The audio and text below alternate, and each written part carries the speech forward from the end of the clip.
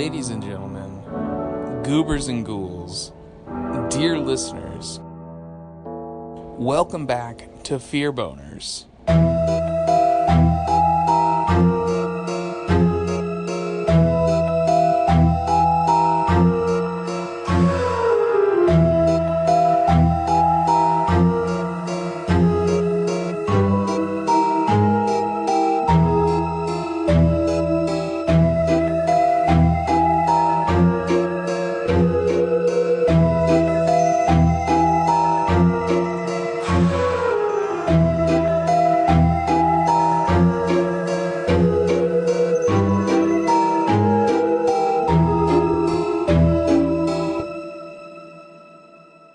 And welcome back, ladies and gentlemen, to another thrilling episode of Fear Boners presented by the Down in Front podcast.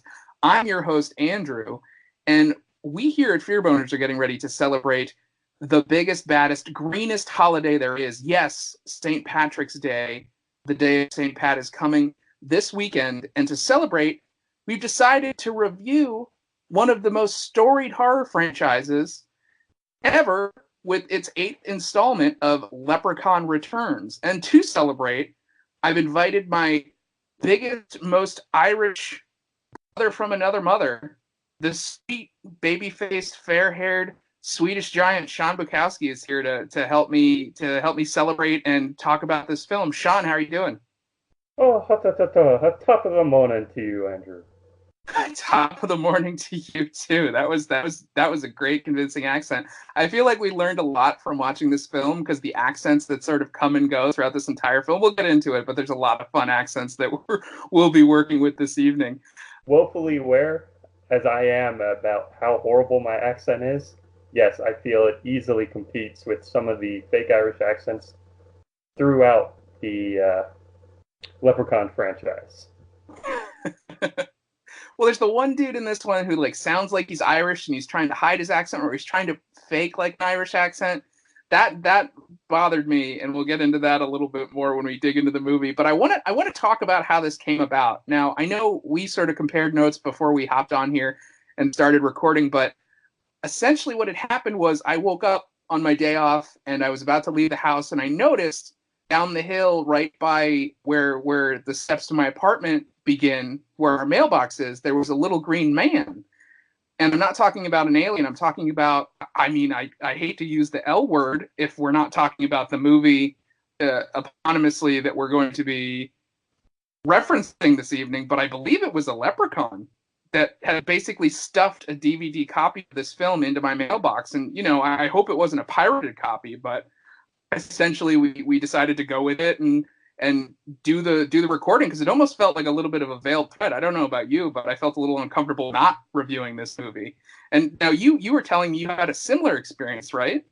I was similar, but not exactly the same, in that mine wasn't quite, oh, there was a self-aware little green man sticking something into my mailbox, but rather there was a drunken little green man stumbling down the way. And ultimately, while hindsight is 20/20, had I known that when he offered to grant me a wish that I could have asked for something more, I ultimately asked for a copy of this movie so that I could view it and we could review.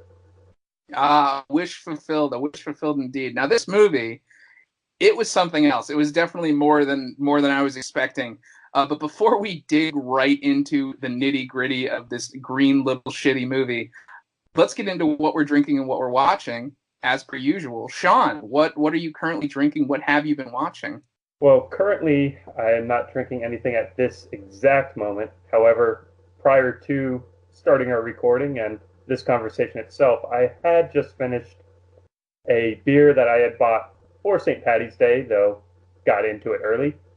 Killian's Irish Red. There you go. Feeling the spirit. Oh, absolutely. I haven't been watching actually too many movies, other than I did review some of the other Leprechaun movies in preparation.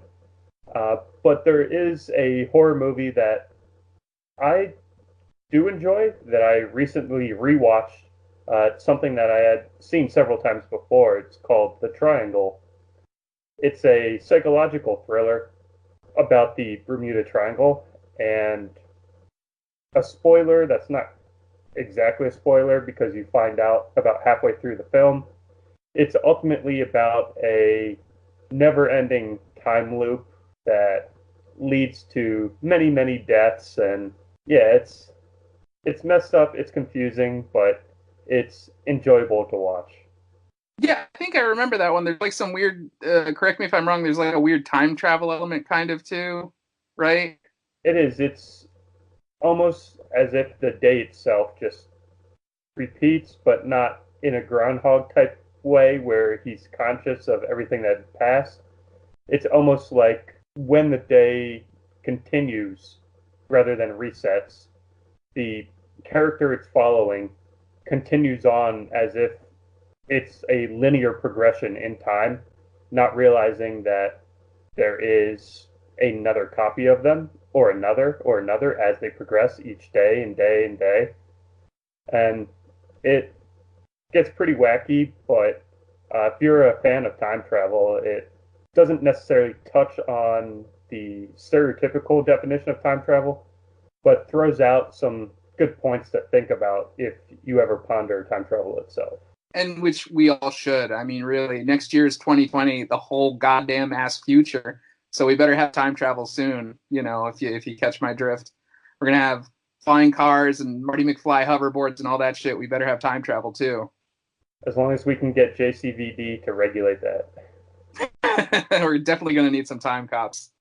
But yeah, that's great. I mean, the Bermuda Triangle is definitely a lot spookier than the Bridgewater Triangle, which is a weird little geographical area up here in New England that we did a review of a movie, a little documentary about that seemed a little hokey. I don't think you're going to have any spooky horror time travel element films made about the Bridgewater Triangle. So definitely a little bit more scared of the Bermuda Triangle. But yeah, no, I remember that one. That's a good one. Well, as far as what I'm drinking, I'm actually not drinking anything alcoholic tonight to save myself for the weekend of copious amounts of cheap green beer, I'm sure. But I did, you can bet your ass that I stopped at McDonald's and got a Shamrock Shake on the walk home from the train to gear up for this podcast. But I did actually go to McDonald's, ask for a Shamrock Shake, and the guy looked at me like it was the 500th one that he poured today, kind of rolled his eyes, poured the shake, gave it to me, and I looked at it and I was like, this is it's not really green. And he's like, man, I've been pouring these all day. I don't know, maybe we're out of green. It is what it is. And I'm like, okay, sure. So I took it. Green.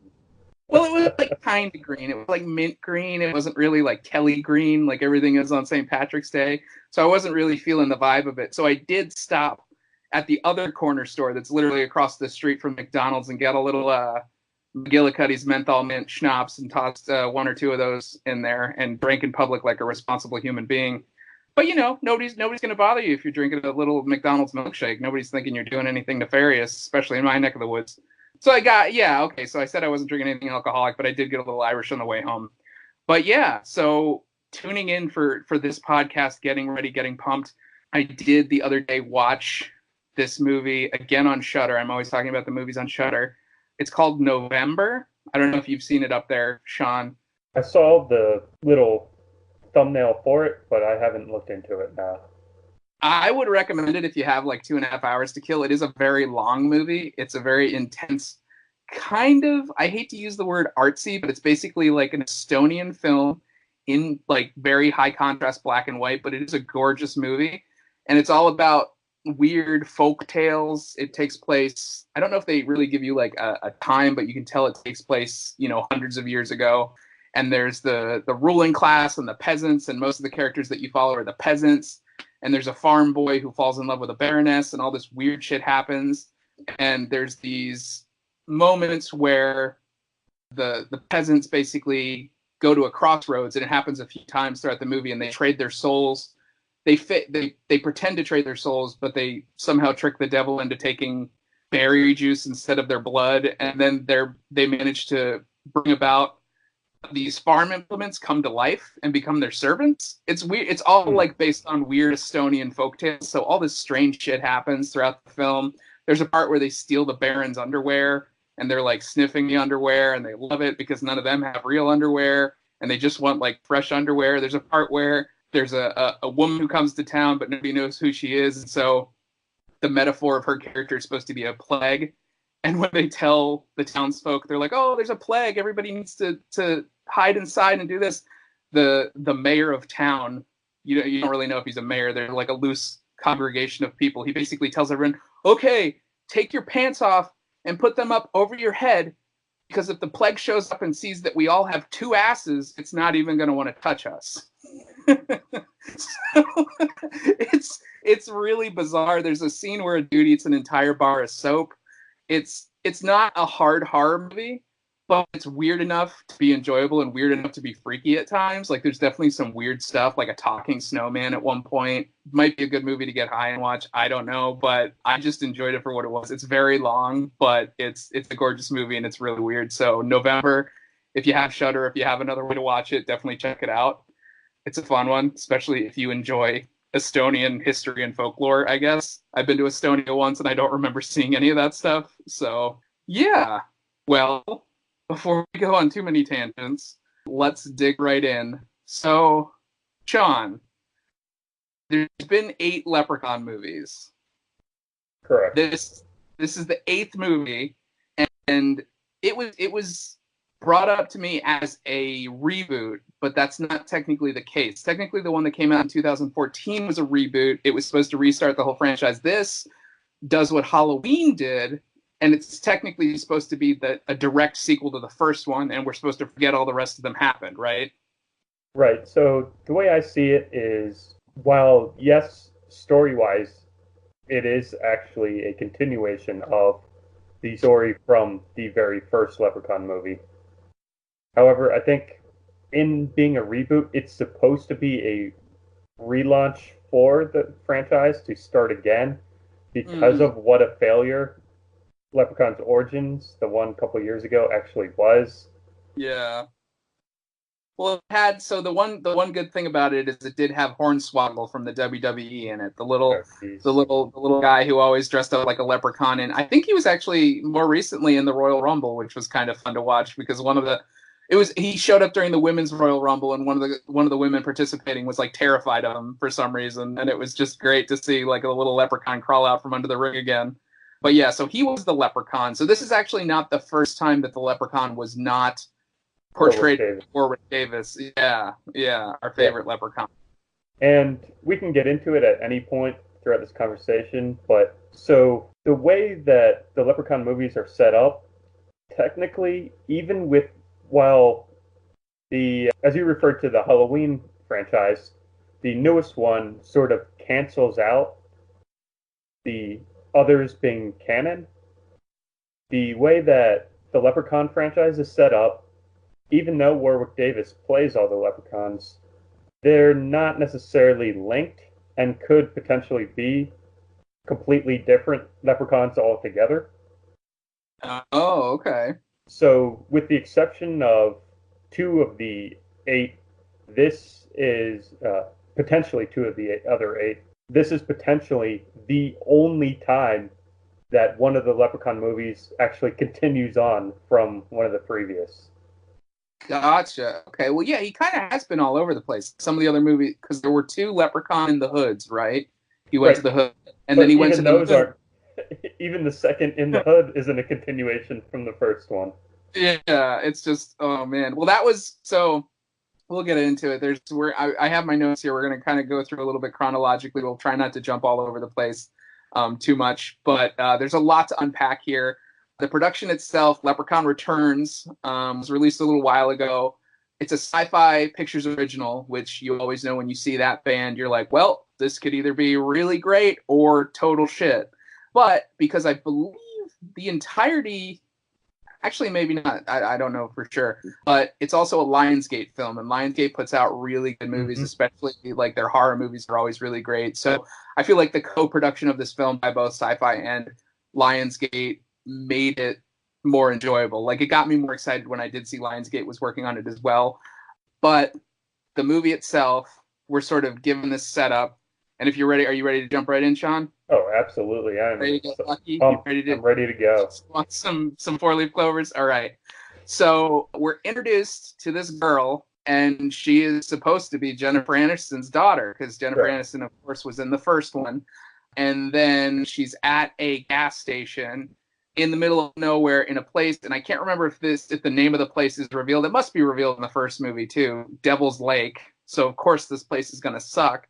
And it's also in South Dakota, I believe. So it's like, wow, how much more could this place suck? I'm sorry if we have listeners from the Dakotas. I'm sure it's very nice. I've been there a few times, but I just really don't remember much about it or anything really sticking out. I never really met any leprechauns. But it just seems like they're in the middle of nowhere. We find that she's there to help rebuild the house that her mom owned that was the leprechaun house, to help like a sorority build a new sorority house. And that's a great setup for a horror movie, really. I mean, I got excited as soon as I realized like what I was getting myself into. But almost immediately we are introduced to the character of Ozzy at the gas station. And I was like, shit, that guy looks really familiar. And of course, because pretty much one of the only other movies that guy was ever in was the original Leprechaun. So they did manage to get that throwback in there. Were you, how about you, Sean? Were you happy to see Ozzy there at the gas station waiting to creep on some ladies? So I actually didn't recognize that was in fact the same guy from the original film until later on, when they actually, along the storyline, do get into that. In which case it sort of clicked and made more sense. Yeah, I remember seeing him and being like, damn, that guy looks familiar, and his like mannerisms are really familiar. Is he one of those that guys that just gets typecast as like the bumbling, like hick farmer guy, like the creep? And then I looked, I was like, oh no, shit, it's the same dude from Leprechaun. Okay, he's basically playing a grown up version. Yeah, and he's kind of endearing. You know, she calls the number, like she's abandoned there because of course the girls who are supposed to pick her up aren't going to pick her up. And she calls she looks up for a local cab service, and it's Ozzy's cab.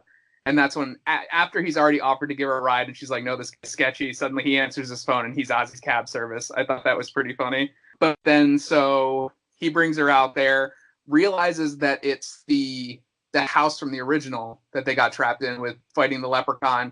But on the way out there, and here, let me get your thoughts on this, Sean. He says a couple times, like he almost knows before she even mentions anything that would give an inkling that she is supposed to be Jennifer Aniston's daughter. He said, oh, you remind me of someone. She doesn't look like her at all. Yeah, I know. That's like, she doesn't look like her. She doesn't sound like her. She doesn't. There's a couple times where she delivers lines in the film that almost feel like Jennifer Aniston's character from Friends. How she would like the inclination and the tone of her delivery sounds like that. But besides that, I'm like, there's no way anybody would be like, oh, you must be her daughter. Yeah, I think that was done to sort of reinforce to the audience in case they weren't getting the message that, okay, it's going to be her daughter, not only because she said so, but because someone who knew her mom said she looked like her. So it wasn't necessary, but I feel it was there to sort of drive a point home, or at least attempt to. Yeah, bring the story kind of along, or bring it together, make it more cohesive. Definitely, because there are definitely going to be some parts of this movie that we're going to get into that don't make a lick of goddamn sense. And maybe it's the luck of the Irish. Maybe the scriptwriter was drinking a little bit of the Irish whiskey while he was scribbling his notes. But next, when she's dropped off at the house, we meet the rest of the girls, who none of which apparently know each other. Start with, they're all perfect strangers by the time they've basically signed up to do this project and build this sorority, which I don't know if you noticed, and I can't remember the actual sorority name, but their symbol is AU, which is the chemical symbol for gold, which I thought was great, because the leprechaun's basically trying to find his gold the whole time, and it's just the house is gold, essentially. But then the girls are basically there doing all this like farm work and doing, like, they have solar panels set up, and they're talking about how they've been out there for days, and they don't have internet, and they don't have electricity, and they don't have running water. And it's like, okay, well, shit, like, what have you been doing out here, really? Like, what's the idea? Basically, I thought their priorities were really screwed up, because then later you see that the inside of the house is almost full, like, not fully furnished, but it's decorated, and their shit's moved in, and all the dorms look like stereotypical, you know, college dorms that you see in, like, TV or movies. And I was just like, okay, so you decided to do all that before setting up any of your other possible day-to-day needs, like water wasn't there, electricity wasn't there, like that was just me that thought that was weird, right? No, all internal, I guess we'll call it cosmetic renovations, were fully complete. However, they still had plumbing problems. They still had electricity problems. They didn't have anything done that would actually require you to get inside walls, yet they had the walls completely finished and redone themselves. Yeah, and they kept doing this weird thing where like the girls would play dumb, but then they would come out, like, especially when the guy, like, there's guy characters that come around because of course one of the girls is a party girl and brings these dudes home, and there's the one girl who's like the snooty head of the sorority. Like, they're very archetypal character sets that we're introduced to. There's the one girl who's kind of the slut character, and then there's the one girl who's the party girl, and then there's, like I said, the girl who's kind of bossing the rest of them around. And they have this moment where when the guys show up, they all act dumb and ditzy, but then they come out with all this scientific, technological know-how. Like, the one girl keeps talking about how she's trying to hack a solar panel to give them internet, which I don't think is a thing. Right. So every single one of the characters, they're all very, like you said, very stereotypical, like co-ed college horror movie stereotypes. There's the bitchy one that's always drunk, the stressed out control freak, but yes, every one of them is on registers at a certain level of dumb until it gets to the point in the story where it's convenient for them to be smart about something, in which case they're extremely knowledgeable beyond what even just a normal college kid majoring in whatever that might be is. Yeah, we're like the one part where the girl's trying to figure out like why the electricity went out, and suddenly she's an electrical engineer and she knows how. She's like, oh, it's the fuses, but then she tries to explain it, and it's all this like high end speak technological know-how about electricity. Or there's a part later where one of them gets stabbed by the leprechaun, and she's like, oh, I think he stabbed me in my trapezius, and the other girls are like, what? She's like, oh, never mind, my back. And it's like, okay, I guess that means you're smart, or at least you studied anatomy. It's this weird ongoing joke almost that they're like, oh yeah, like they're smart, they're going to survive this, but we sort of realize throughout the film that we don't really necessarily want most of them to survive it because they're all dumb and annoying in their own ways. Have you ever seen the movie Meteor Man? Yes. All right. One of his powers is that anytime he touches a book for 30 seconds, the entire contents of that book are known and completely understood by him. So, literally, the best way to describe them not being stupid is that at any given time, they're touching one of their college textbooks. And that gives them, because almost immediately, 30 seconds later, they are back to their themselves. They're back to the just generic, ditzy, no common sense individual character. You're gonna go with the Meteor Man reference and not just be like, I know Kung Fu from the Matrix. You just had it jacked into your brain. I'll be honest, I'd rather reference Meteor Man than Matrix. Yeah, that's true. That's a deep cut. That's a good call. But yeah, so once we're introduced to the characters and kind of how dumb they are, and like we're not really rooting for anything. We're not even at this point rooting for Jennifer Aniston's daughter. It's just kind of like whatever.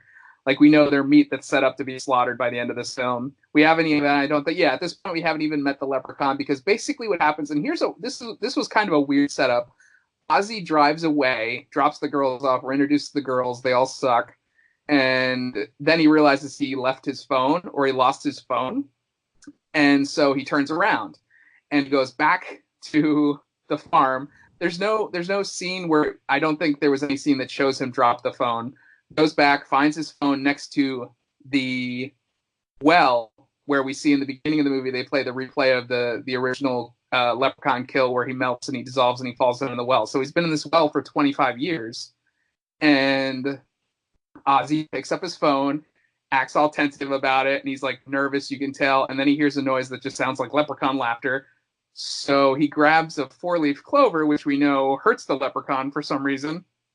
And he's going to throw the 4-leaf clover down the well because that's going to fix whatever bullshit's about to happen.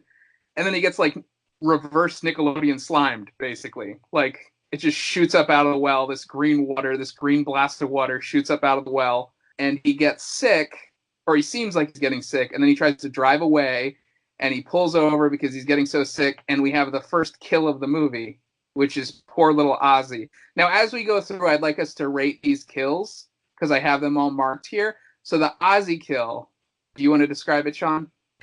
So it's as if, all right, so a chest burster in Aliens at least has the decency to just come out all at once and through a single hole, just precise getting out of there. Whereas for our Leprechaun, he decides to almost, I guess, like Superman's baby might punch out its way out of Lois Lane's womb. One fist goes out one hole, then another fist, and then a foot comes out, another foot comes out of another hole, and then the head bursts out. And at one point, it looks like the Leprechaun is driving an Ozzy mech because he just has he's poking out of Ozzy's stomach and chest while Ozzy gets up and runs. Yeah, it reminded me of that part in Dead Alive where the zombie baby's like, you find out that he's been taking over the woman from the inside, and then he bursts through her face and sort of, drives her around like a mech. But yeah, it was almost like a weird little baby bursting out of a pregnant woman. It was kind of terrifying, but also kind of adorable, because then we also realize that's when we meet the Leprechaun, and his first words are, Papa! Like, come on. One thing I do have to say that, are we supposed, and this might be jumping ahead a little bit, are we supposed to assume that Ozzy had eaten one of the Leprechaun's gold coins and it was in his belly? So he did. I believe I do remember that from the first movie. He does swallow one of the gold coins, and that's happened before. And I can't remember if that was in the first movie or the second movie, but there was the one, because it harkens back to that one kill where the Leprechaun makes the pot of gold burst out of the guy's gut. Do you remember that one? I do, because he wished for the pot of gold, and so he gave it to him, but he put it in his gut, and then I think it was the third one when they were in Vegas.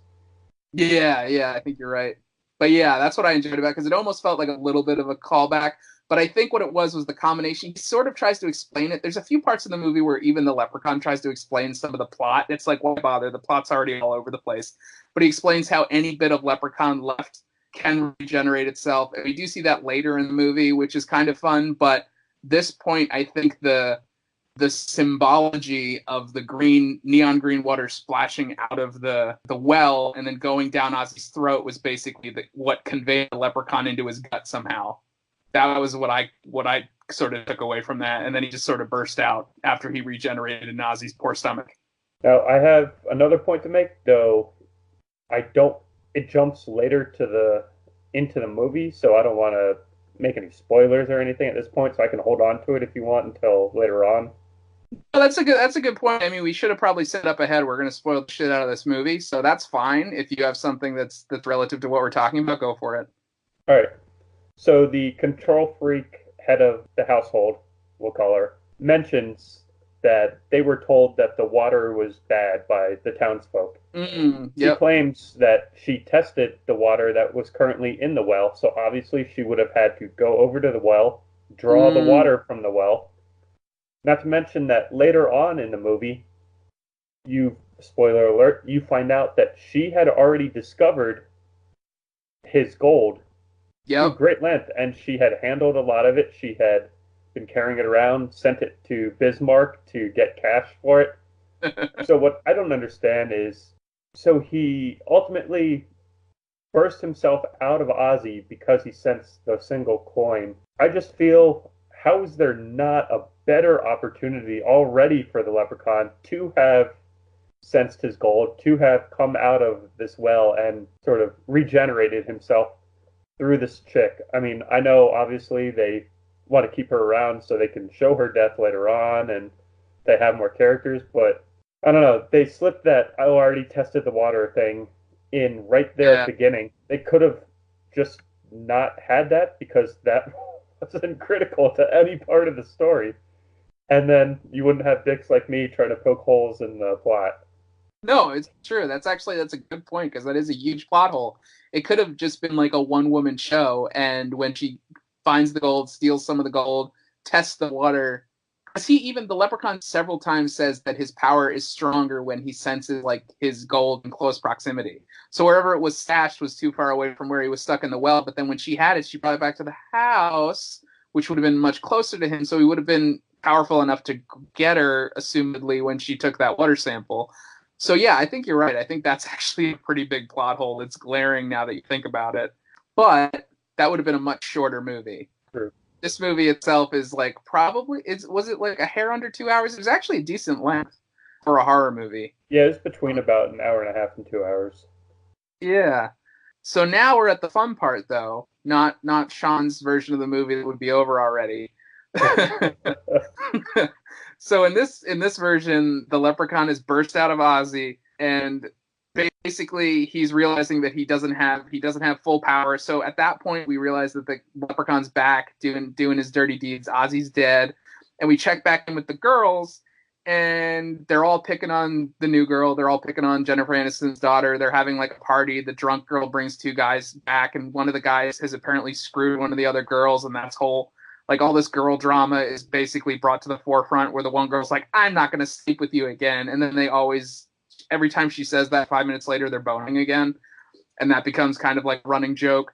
But then we're basically introduced to the plot line that Jennifer Aniston's daughter is obsessed with her mom. She basically was living at home, taking care of her while she was sick. She wound up dying of cancer. But then beyond that, we find out that Jennifer Aniston's character was basically pinned with mental, like, people assumed that she had mental illness because she always told these stories about the leprechauns and the monsters that were chasing her, so everybody thought she was crazy. So she probably didn't have a very good end of life. But then when she tells the story, of course, this sets everyone up to believe that this girl is also crazy by the time that the leprechaun shows up, and she starts seeing the same stuff that her quote-unquote crazy mom also saw. Right, which I feel that was sort of a missed opportunity, because they play into that a little bit, but it's almost resolved within only a couple minutes. Yeah, exactly. Like, it's kind of like a little flourish that's, oh yeah, and then there's this. And it's like, okay, that'll come back, and she's just kind of doing a service to herself.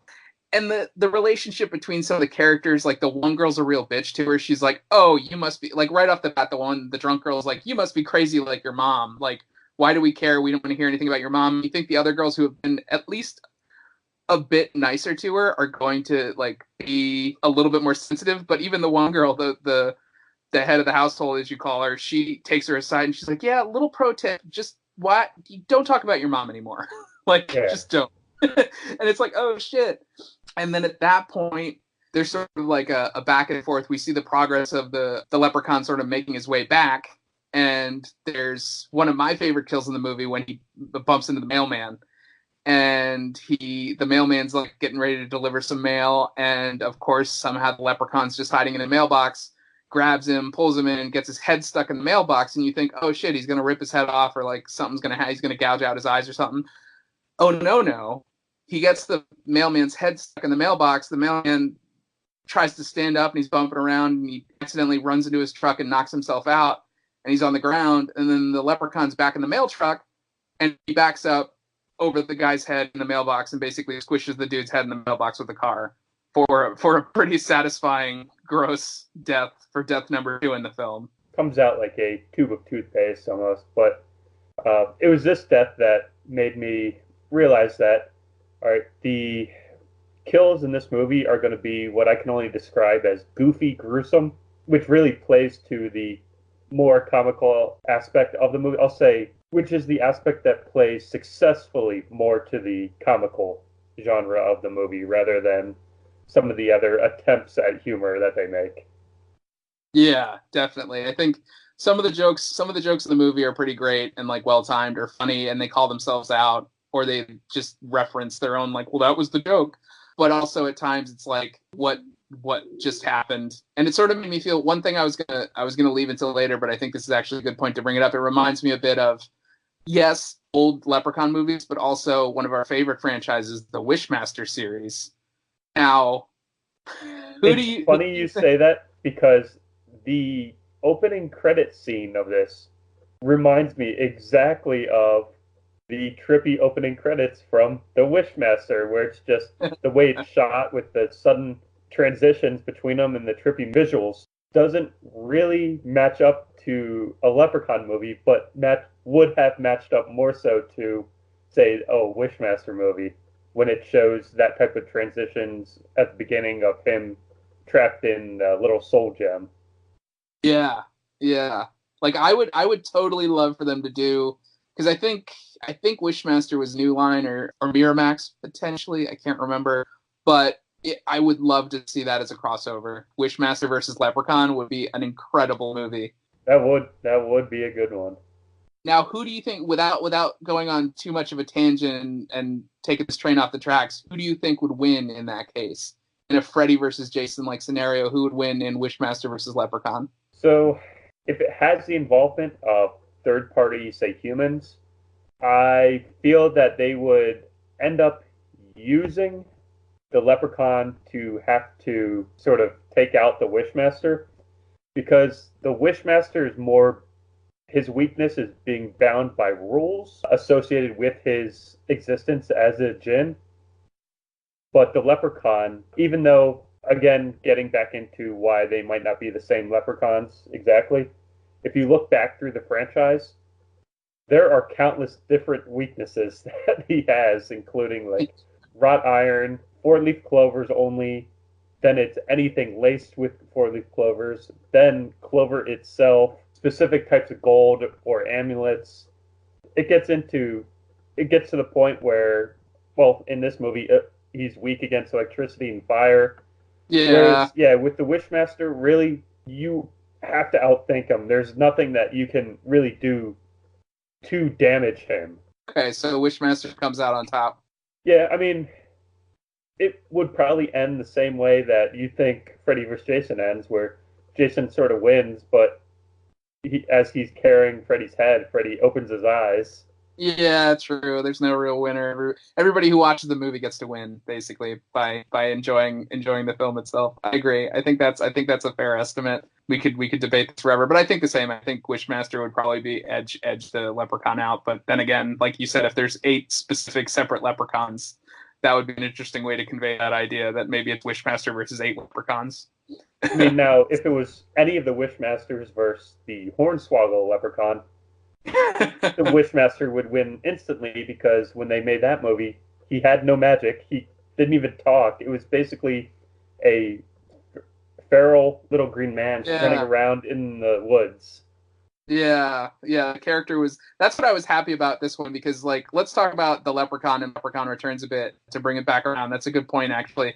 This one is more of a return to form.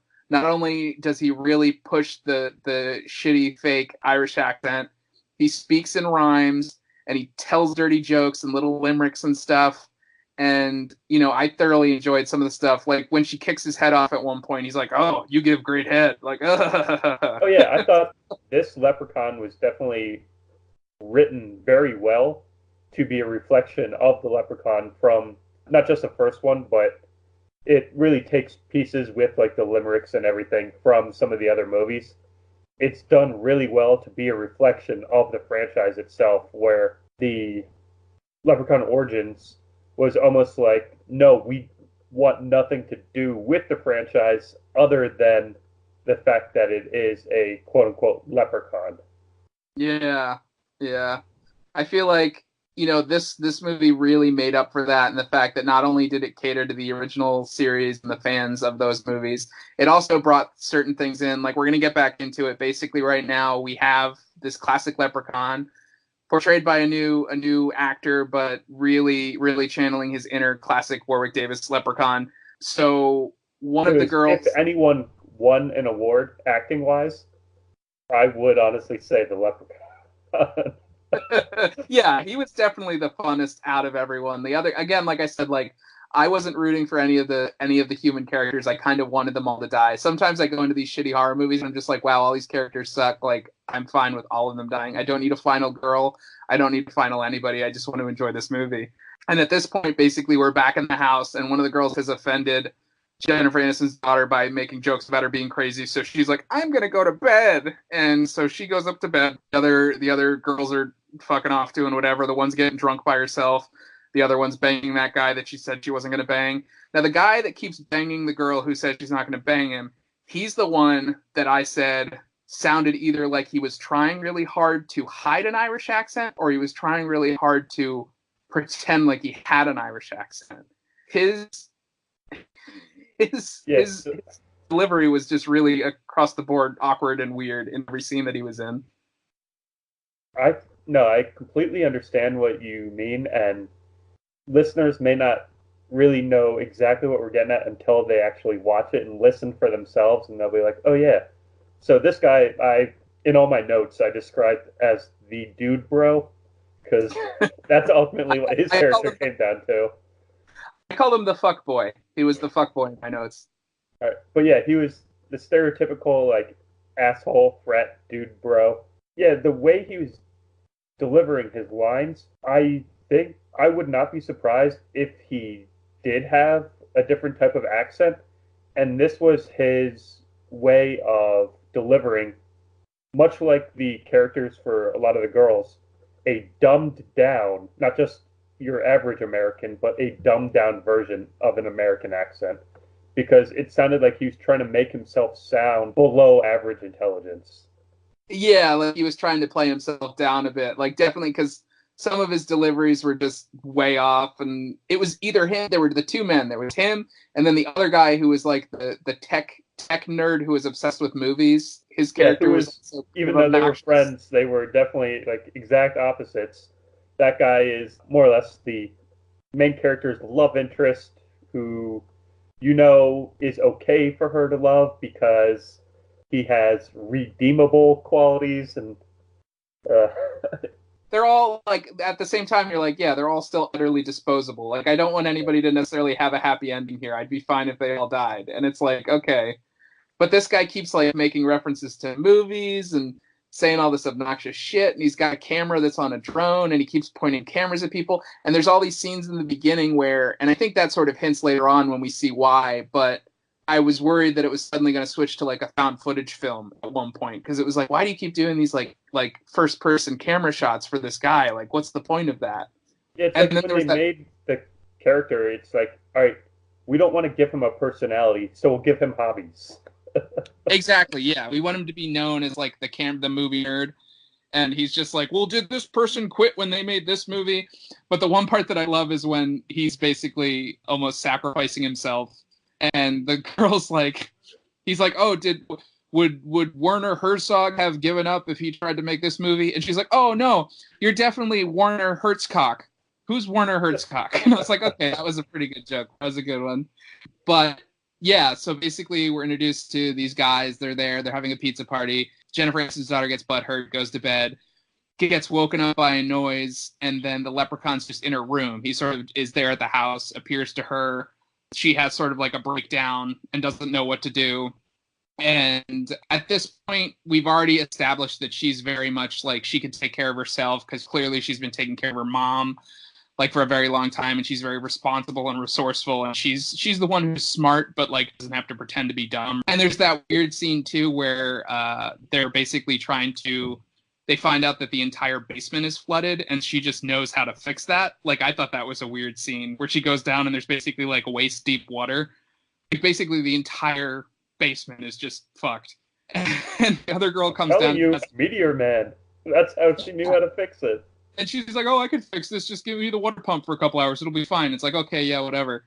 But so having this, suddenly there's this girl who is set up to be the most prepared, has to fight a leprechaun. The leprechaun ditches. And there was the one creepy part where he mimics her voice, which I thought was going to be more, which I thought was going to come back more, but it doesn't. It just happens in that one scene where she like yells back to the other guy with her voice, which I thought was pretty creepy. Which doesn't even amount to anything. Like, he did it, but really for no reason. There was no payoff whatsoever for him mimicking her voice.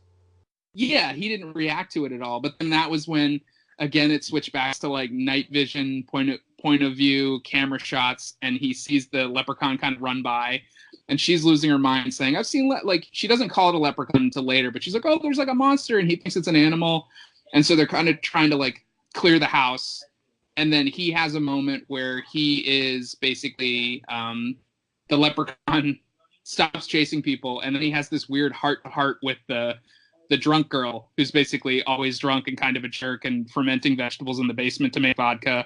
And he's basically sitting on the ledge of the kitchen counter, and he's having this talk with her. And then we're introduced to the plot of them thinking they're either like too drunk or too high to realize that it's a leprechaun. And a couple of the characters, both her and the dumb guy, want to take selfies with the leprechaun, which I thought was kind of funny. But then there is this odd beat where everybody decides to clear the house because they think there's like an animal loose in there. And we lose track of drunk girl, and everybody sort of rallies outside the front of the house. And then she's the last one to come out, and you can already tell that she tells some BS story about how she escaped from the leprechaun, which is like, okay, so there's something weird going on there.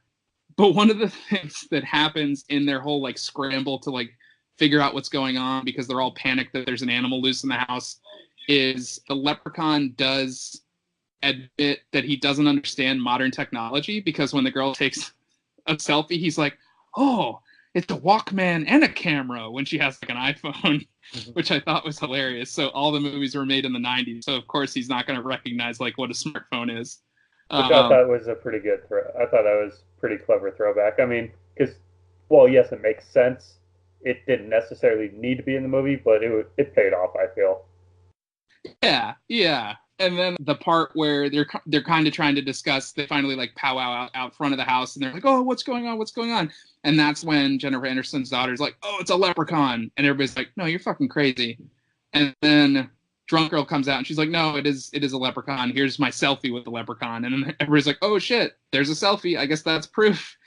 And then arguably one of the best parts of the movie, the overbearing like leader of the sorority, who's like always like anxious and crazy about everything, she says, well, what if it must be a crackhead that got a hold of the wrong stuff? And you know what that's from, right? No, I didn't get the reference. So that's a quote from that viral video that was going around the internet for a while about the leprechaun in the hood, when all the people were like, oh, y'all see a leprechaun, say yeah. And then it's just like, it was next to the song that's like, give me the gold, show me the gold. And I was like, that's awesome. I'm so happy that they included that in there. Because then there's that one part where it cuts away and the little old lady's like, must be a crackhead that got a hold of the wrong stuff. So I was like, oh man, they're really going for it with this movie. No, sorry, my finger is far from the pulse of YouTube, so I wasn't aware of that reference. Oh god, this is an old one. This probably came out when we were in college, so it's been probably more than 10 years. So you've had time to catch up. I'll send you the video when we're done recording. But it's here where we have our next death. And Sean, I'm going to let you talk this one through. Basically, earlier in the movie, we have the setup where after that girl who said she's not going to boink that guy boinks him, and putting a solar panel on the roof. And she talks about the fact that he's screwing it in wrong, and they have a fight, and then she says she's not going to boink him again. So he has his little fight with the leprechaun, because the leprechaun catches him peeing in the woods, and then he gets like ragdolled by the leprechaun. The leprechaun throws him around, and then throws him up against the house. And he thinks he's going to have like a real Donnybrook with the leprechaun, but then what happens? So, while you did say there was a callback to earlier on in the movie where they're installing the solar panel, and she yells at him for screwing it in wrong. However, that wasn't even required, because what the leprechaun does is he uses his power to pull a single screw that was holding the solar panel onto the roof out of the bracket that was holding it there, which we don't need, oh, you're doing it wrong to be pulled out. They could easily just pull it out anyway. Just show the fact that they were installing the solar panel so we know it's there. That would have been just as well. However, Leprechaun uses his magic, his telekinesis, pulls the screw out. The solar panel then slides down the roof straight onto asshole dude bro, who is standing directly underneath it. Chad, let's call him Chad. Okay, Chad. He definitely looks like a Chad. So it falls onto Chad, and even though, regardless of how thick a solar panel actually is, and the fact that it did have a blunt edge, it hits him and slices him cross-section straight down the middle. So He's facing away from the house. His front half falls forward, and his back half falls back. Like, he doesn't have bones or anything. He's literally bisected. Like, Yeah. it's so great. It's I like, think that was do you totally remember The Cell? Yes. Okay, That's totally what I was thinking about. the horse with the Yep. panels? Yes, that's exactly what happened. Okay. Yeah, that was a good one. That's the one reason why I don't have solar panels on my house, because I'm totally afraid of that happening to me. Yeah, well, in reality, it would have just crushed him, broken probably his neck, some bones, and he would have folded up a little bit on some joints. He would have just collapsed to the ground and would have smashed him. However, this Yeah. goes back to the fact that Goofy Gruesome is the theme for the kills, so it goes along with that. So that's why I accept it. I think that was my favorite kill of the movie. But then basically at this point, we're two or three people down at this point, and the kids start getting their shit together, and they're going to try to run away because they have no idea what's going on. I don't think at this point, if I remember correctly, he's asked anybody directly for his gold except for Jennifer Aniston's daughter. And so he's chasing around, I think, the overbearing girl, and he finds her in a closet. And this is when one of the parts where she throws shoes at him. And I always think this is great that they include this kind of stuff. And one of the things is, like, leprechauns can't leave, like, shoes lying around. They have to, like, organize them. So he goes through this whole row where he has to pick up all the shoes and put them back neatly. And the last pair is a pair of Crocs. And he looks at them and he's like, yeah, I should have killed her and saved fashion for these ones. And he just throws the Crocs away, and I thought that was fucking hilarious. And it's at this point that the kids get in a car finally and start driving away. And I'm thinking, okay, so the drunk girl is the one who's driving. Like, why out of all of them, who none of them are really injured at this point, like none of them are hurt, none of them have sprained an ankle or like would not be able to drive, but the drunk girl's driving, and finally she almost gets into an accident, and her line is, "Sorry, I'm really drunk." And it's like, yeah, there's three or four other people in the car that could have driven. Why is she the one that they chose to drive? It's worth mentioning, sorry, just prior to them actually getting in the car, that's when the drunk girl and Jennifer Aniston's daughter go back to get the keys for the car, and the drunk girl manages to lock Jennifer Aniston's daughter into the basement of the house. Oh, that's true. That's when we find And out then the term. tells them all that that's when it's revealed to us that she made a deal with the leprechaun that if they just give up Jennifer Aniston's daughter, they can or she can leave or whatnot. So while you're aware of this, the other members who jump into the car with her are not aware of this at that point. True, she lies to them and tells them all that she died, and right. Basically that's why the drunk girl's character changes, because she knows she's under the impression she's going to get away because she's an inside man with the leprechaun. She's basically made a deal with him. But then we find out later, not too much sooner after that, because basically while they're driving, one of the best parts in the movie, where basically the leprechaun is essentially the Green Goblin. He shows up because we totally forgot about the fact that this fucking tech movie guy had a drone. Out of nowhere, the leprechaun is flying on the drone, controlling the drone, flying the drone. He looks like the freaking Green Goblin, laughing and maniacally chasing the car. They have this great chase scene where the leprechaun on the drone is like back and forth, like beating against the car, and the car's trying to zoom up, whatever. And then that's when I believe they got into an accident and they wind up having to like run away from him. But like the few minutes of the leprechaun on the drone were pretty great. So this is a perfect time that it paid off, that it's not purely a sci-fi original. In addition to the special effects with the deaths, stuff like this, had it not had the Lionsgate partnership, it would have looked so bad. Whereas this, it was decent, yeah. It was well done to the point where it was intentionally comical and not just you laugh at it because it's absolute garbage. It was it was done well and intentionally funny. Exactly, yeah. It's like the production value shines through when you see a little green person flying around on a drone. It's pretty great. But then this is where things turn for the drunk girl, because she sort of exposes herself and gets into a conversation because everybody else is trying to run away from the leprechaun. And she says, no, we had a deal. You wouldn't lay a hand on me. And he agrees. He's like, yeah, I won't lay a hand on you. And then we as viewers are like, okay, well, he's going to do something where he kills her without his hands. Like, that's all that means. Exactly. That becomes, as you had said, that becomes Wishmaster-esque, where yeah, it's all about twisting the words. And so at this point, this is one of the weaker kills, I think, because then she just runs away. She decides to screw everyone else. And I think she even says something to that effect as she leaves. She's like, screw all you other dumb assholes. I'm out of here. And so she's running through this field. There's another farm that's surprisingly not that far away from their farm, considering that everybody in the beginning of this movie has set it up as being like out in the middle of nowhere and not near anything. So she's running through another farm.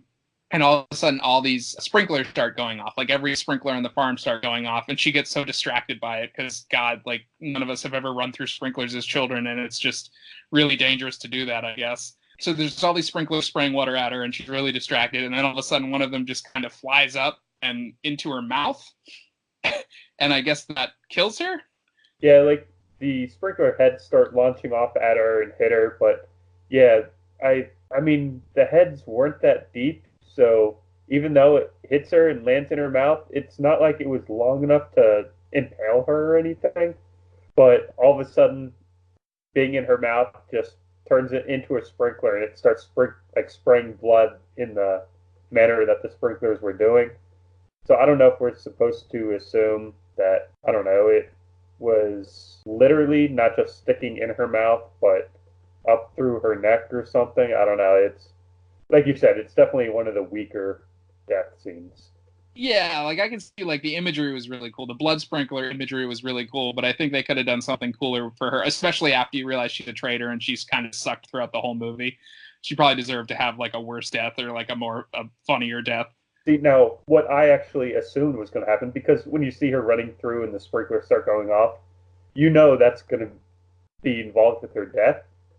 It shows her hopping over like these little bars, which I'm assuming were for the water pumping to the sprinklers. It should have had her trip on one of those. Have the same way in Hot Fuzz, where the bad guy at the end falls on that steeple point, Mm-mm. and it goes up through his lower jaw. It should have had her fall on a sprinkler, it impale from through her neck that way, and then just still continue sprinkling and have her head in that like shaky movement as the sprinkler goes back and forth. I think that would have been a better payoff. Yeah, that would have been good. But then I feel like that would have been a little bit too similar to the death later on of the one other girl, which we'll get into. But I do like that. I kind of like the idea of her like head kind of jerked around like it's the sprinkler. Yeah. That's actually good. You should write the next one. I should. And then finally, sort of, I feel like this next death, because basically what happens after that is the remaining girls bump into Jennifer Aniston's daughter, who's been able to free herself from the basement, and they're still with tech drone movie guy. And he basically offers himself up. He says, like, you guys need to run and get out of here. Like, I'll fight him off. Like, I'll try to delay the inevitable. And so he has his showdown as the girls run away with the leprechaun, which is kind of anticlimactic, but also kind of, you realize, like, okay, anybody in this movie can die now. Wherein basically it sort of reminded me of that one scene in Austin Powers when the guy is standing in front of the steamroller. Oh, and it takes forever for him to get crushed. Get out of the way. Because basically the leprechaun shows up, he has the drone controls, and the drone is hovering there very slowly. And the guy kind of backs up against a tree and just starts screaming, and he's screaming, and he's screaming, and the drone is slowly approaching him with its blades out, spinning, spinning, spinning. And it takes forever for it to finally just like slit his throat. And I'm like, wow, even as it's cutting through his throat, he's still alive for like a good, I don't know, 10 seconds while it's still like cutting into him because of how slow it's approaching. You got all the time never crossed his mind, I guess. You had all the time in the world to duck, to like walk away, to get away from the tree. It's not like you were like in a corner or anything. You totally could have gotten out of there. But it's still a good kill. I think even that kill was better than the sprinkler kill. Like, he's essentially decapitated by a drone, which has actually happened. I was reading a news story a while back where that happens with the really super, super duper industrial drones with like the crazy metal wings and stuff. So watch out if you're a drone aficionado, I guess. Well, yeah, like, I mean, before drones happened, I mean, the closest thing you'd have would be like remote control helicopters and stuff. But all like the heavy duty ones back in that day, like I know my dad had one when I was like really young. Those were straight up metal blades that had to spin at a rate that, I mean, you risk getting a finger cut off just launching these things initially. So yeah, I'm not at all surprised that when you get into like the big hobby drones that are like 3 feet by 3 feet with giant propellers, that yeah, I'm not at all surprised that an accident like that has occurred. Not surprised that they can actually decapitate people, and not surprised that like probably like a baby or a little person could actually ride on one successfully in real life. And yeah, with that being said, like some of my notes get a little spotty here towards the end because I was totally enthralled at this point. Because basically what we go to from here, and help me fill in some of the blanks, is basically girls are running away. They're trying to formulate their plan, and they're trying to get away from the leprechaun, but then they decide to, because also the girl at one point, okay. Yeah, so Jennifer Aniston's daughter, when she was, while all this was happening, it goes back to a couple cut scenes of her in the basement. And for some reason, she can see Ozzy's ghost. Yes, that's the part I'm forgetting. There's never any explanation as to why. However, he helps her to find a map of where that they drew apparently of where the leprechaun's gold is hidden. Yeah. And she's then able to escape the basement by ripping a sort of screen off of a window and climbing out. Yep. And so basically she has this map, she runs into the other girls and says, okay, we have to find the gold. And then they find the gold in that old abandoned truck, but the pot is like only half full. And this is when the one girl who's like in charge of everything is like, well, maybe I forgot to mention the fact that I found the gold before. Yeah, and that's how she's affording the renovations and everything. And which could have been mentioned at any time ahead of time. Again, like, here's a huge plot hole. Like, this is what leads to you thinking, like, yeah, this girl probably should have been killed ahead of time, and then it would have been whatever. Leprechaun would have just been waiting for the girls when they showed up, and then Ozzy could have been a more active member of trying to kill the leprechauns or what have you. But so now they have to find a way to trick the leprechaun into thinking they have a full pot of gold. So what's the best idea that you would have, Sean? Would it be tampons? Well, I mean, because it's that one film within a franchise that has to focus around a sorority and co-eds, that one of the staples of sorority horror movies is some sort of joke involving tampons. And that was what I was surprised, is that not only is he digging through his gold and then he pulls out a tampon and she's like, oh, I guess it must be your time of the month. And then he just dumps the entire pot. And their idea to trick him was to literally fill the pot of gold most of the way with tampons and then cover the tampons with the remaining gold.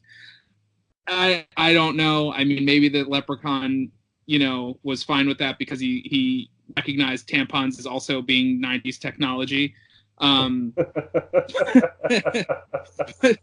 But it's at this point where so the idea was that they were going to trick him with the tampon pot, but then he was also suddenly surrounded by iron objects because they realized that he's also allergic to iron.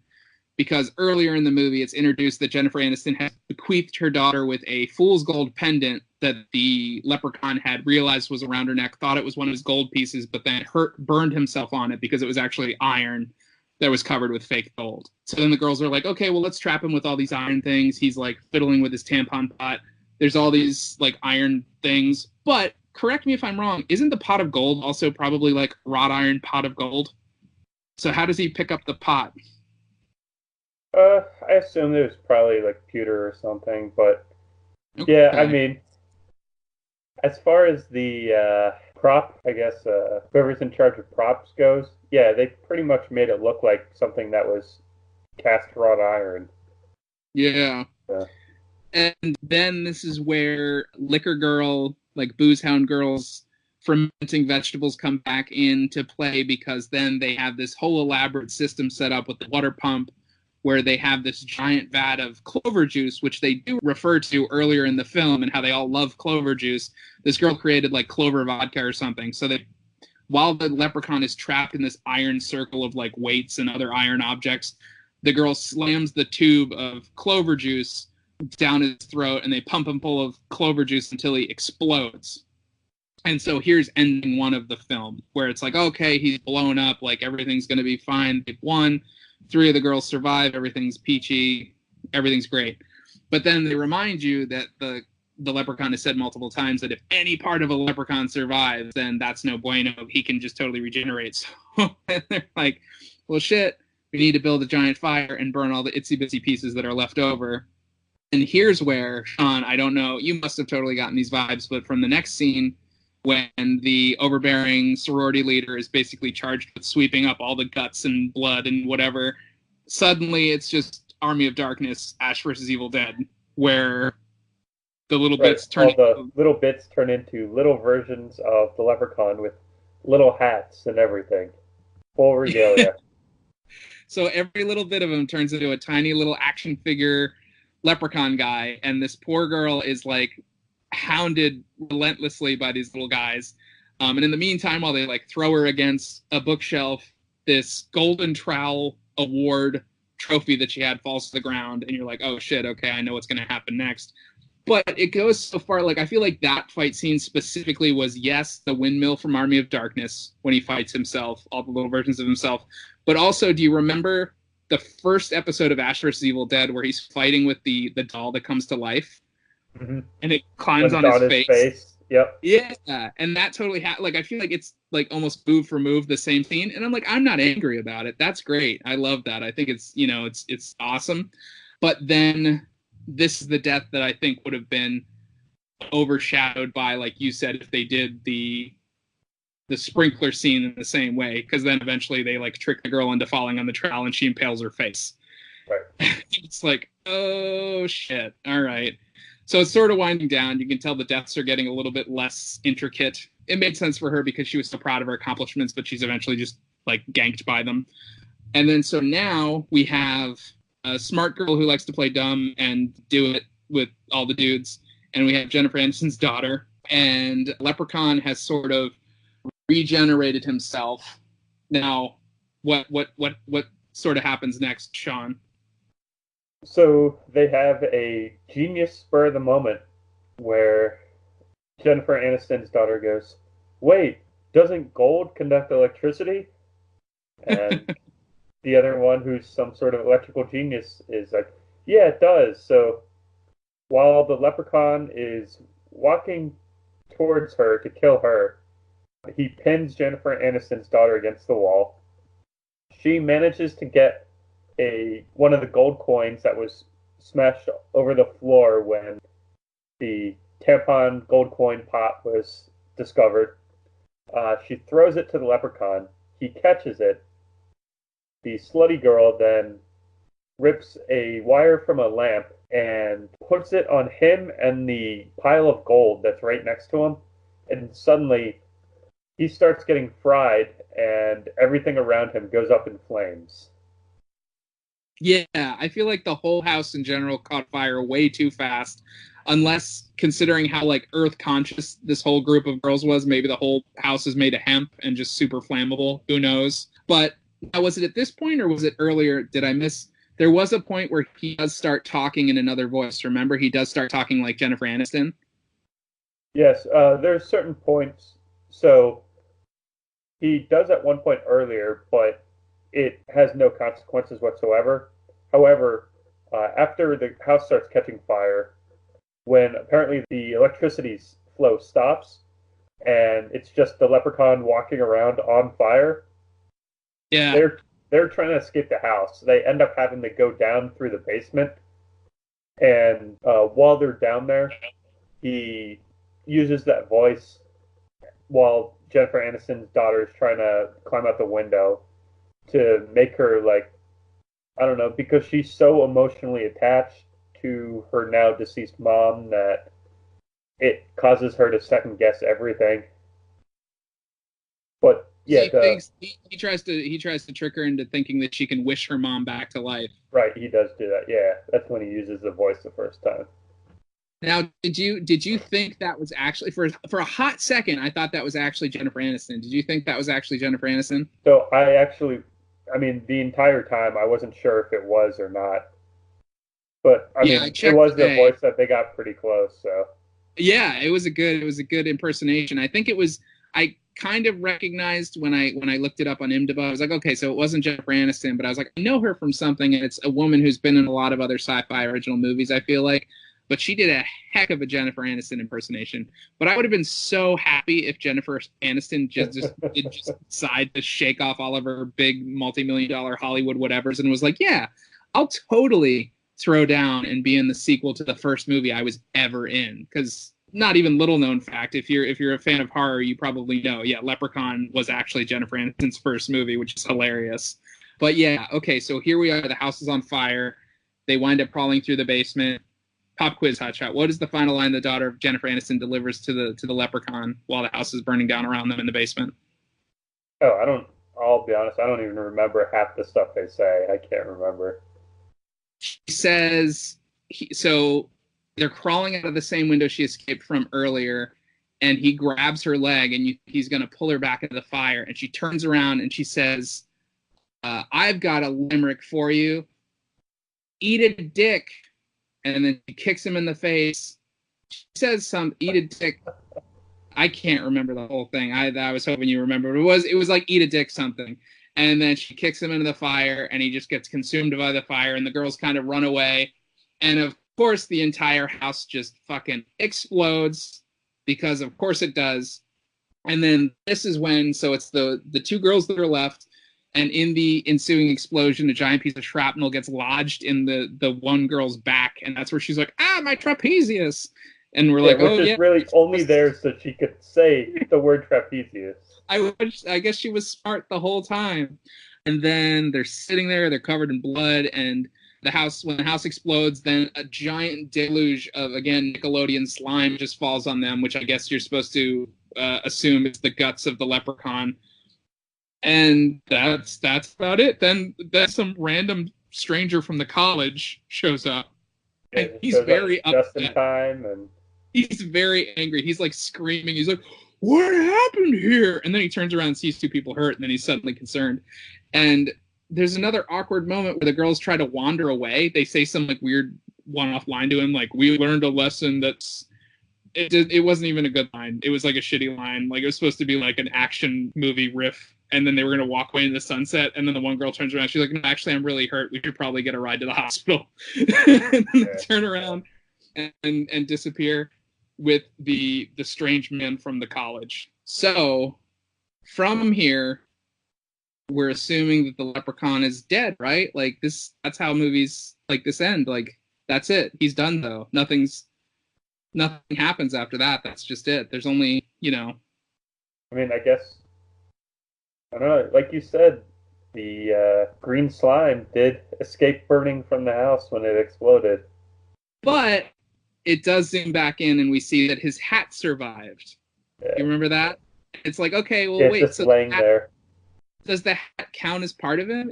Was the slime the part that survived, or is it an atomic level, or is it just an existence level? Like, where does his power Yeah, by like that come? logic, he could just like leave his hat somewhere and always regenerate from it. Yeah, put your hat in a giant vault and you're fine. Yeah. Oh, I mean, put like a couple pieces of the gold in the hat. Put the hat in a safety deposit box. You can always return to that bank anytime you die. Yeah, or like cut the hat into a million pieces and put them in safety deposit box all over the world. Like you'd be fine forever. Like this leprechaun's got it made. But that's where we realize, just like many of these other storied horror franchises, the leprechaun is in fact not dead. The hat survived, the slime survived, he's fully regenerated, and then he's hitchhiking, and he has a little sign that says Bismarck or bust. And that's when we remember that the girl had traded in all the gold in Bismarck, South Dakota, North Dakota, wherever it is. So he's still trying to get his gold, and he winds up getting on a truck full of chickens, which I, in my notes, called the cock wagon. So he hops on the cock wagon, and he drives off into the sunset, and he's covered in chicken feathers, and he's really pissed. So the leprechaun lives to fight another day. Thus ends The Leprechaun Returns. Sean, give me your final impressions of this movie. Are you glad that we had this mysterious delivery of this film? Are you glad that we got a chance to review this movie? Do you think other people should watch this movie? I am, because not only did it do a good job making up for the horrid relaunch attempt of Leprechaun Origins.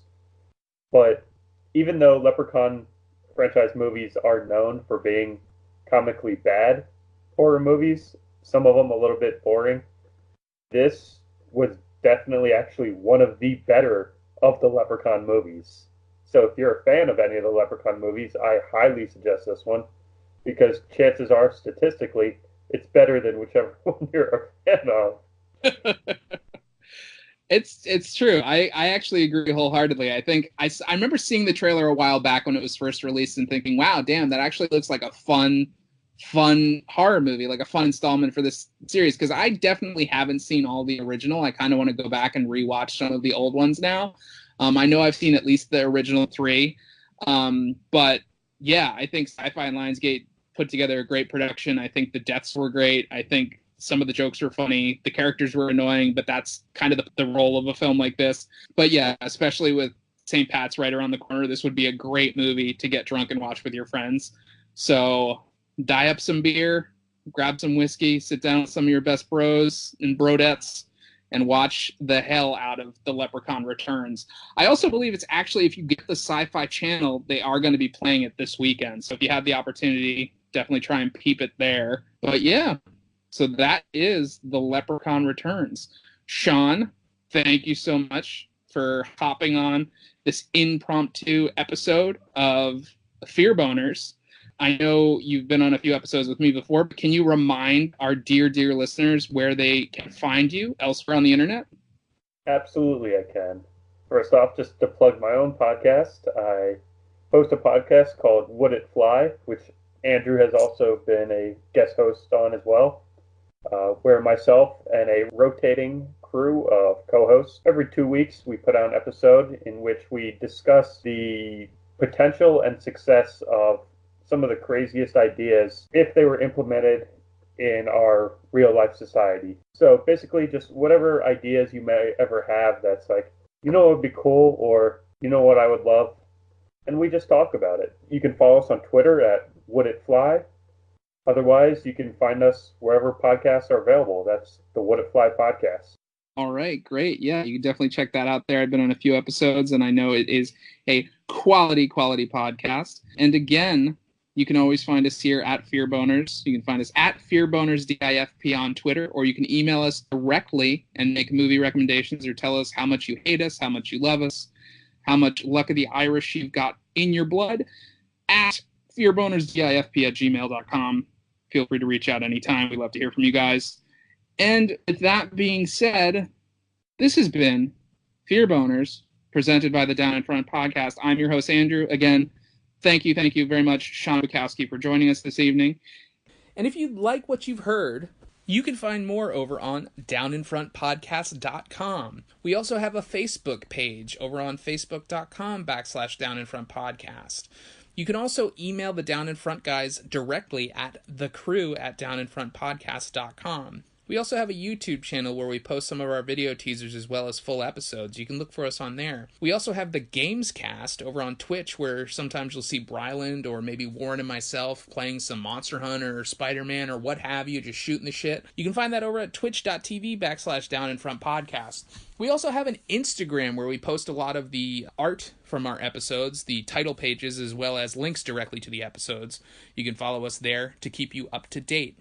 All of these places, as well as Twitter at _DIFP or at FearBonersDIFP. We will constantly keep you updated with new content when we release new things. Or you can also go back and look at our back catalog. We're well over 100 episodes at this point, so there's so much listening for you. If it's a new movie, if it's an old movie, classic movie, we have an episode for you at this point that you're probably going to want to listen to if you haven't already heard it. And also, you guys have heard me say this a few times already, but it goes without saying, we love you. We love having this ongoing conversation, and we do it absolutely for free. But if for any reason you feel like you'd love to contribute and help us make sure that we get this content out to you on time, then take a look over at Patreon at patreon.com/downinfrontpodcast. You can potentially sign up to dedicate $1, $5 a month, what have you. Even $1 helps.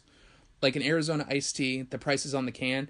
Every little bit helps us to get this content out to you on time, fresh, and delivered to your ears, whether it be on your lunch break, on your commute to work, from work, what have you. We'd love to have you listen to us wherever you are, even if it's on the toilet. That doesn't bother us. Just don't tell us about it. So anyway, thanks again for listening. We'll be back sooner rather than later. And as always, keep it creepy and stay spooky, dear listeners.